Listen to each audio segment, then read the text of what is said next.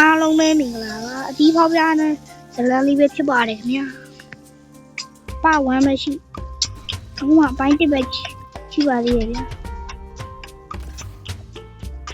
အခုသူငါ့ကိုဗါလေအဒီတောင်းတယ်အဒီတောင်းတယ်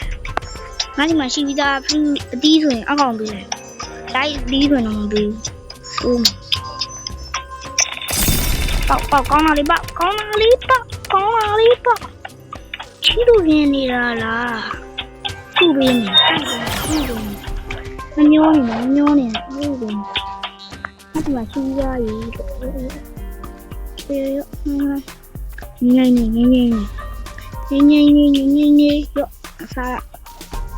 ပါဝင်ရောပတ်ဝန်းပြီးဝါပြီးဖို့တဒါ